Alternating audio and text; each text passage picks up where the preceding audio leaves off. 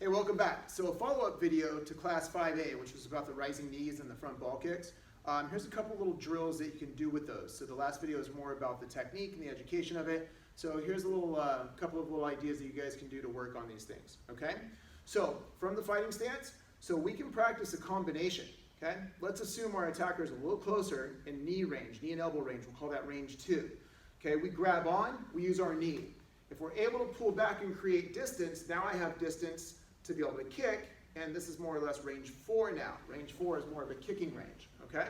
So we can do this standing still without moving our feet to a different location and simply just do a knee strike, land, front kick.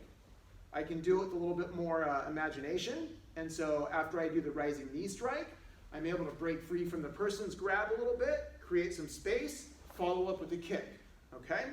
I can even do it a little differently, a little opposite, where I imagine myself doing the knee strike.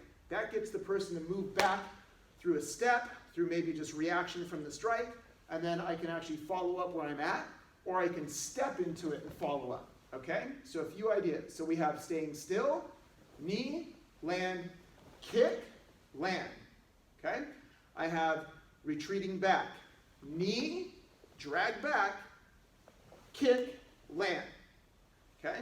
Then we have forward, knee, land, step into the kick, and then reset again, okay? I would do maybe a set of 10 of those. 10 is always a good number to work with. You can always increase it if you like. And then I would do the opposite side.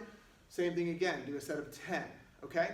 Now another drill that you guys can do is we can work off of forward and back leg, okay? So I can use a forward leg for the knee and a forward leg for the kick. I can use a forward leg for the kick, which maybe stops the person's advance. And then when they're in that close range still, I can step in and grab and then go for the knee strike. So I can interchange, you know, if they're starting close or if they're starting far, and then they're going to the opposite because of that first strike. Okay, so they're reacting, you know, by either moving away or by moving forward, or maybe they're standing still.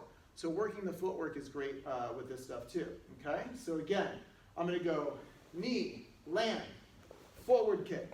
I can go kick, land, forward knee. I can do a forward knee and a reverse knee, or a knee off the rear leg, okay? I can do the same thing with kicks.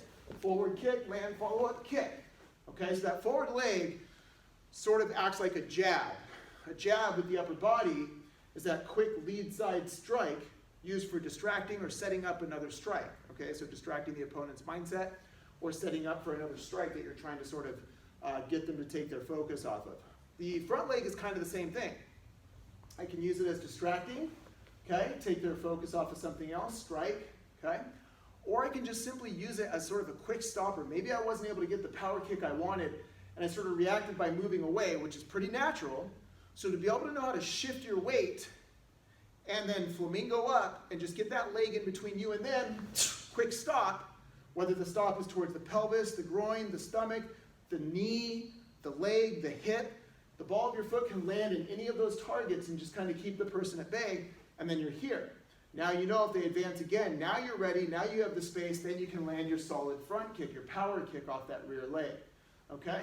So mixing up the knees and the kick.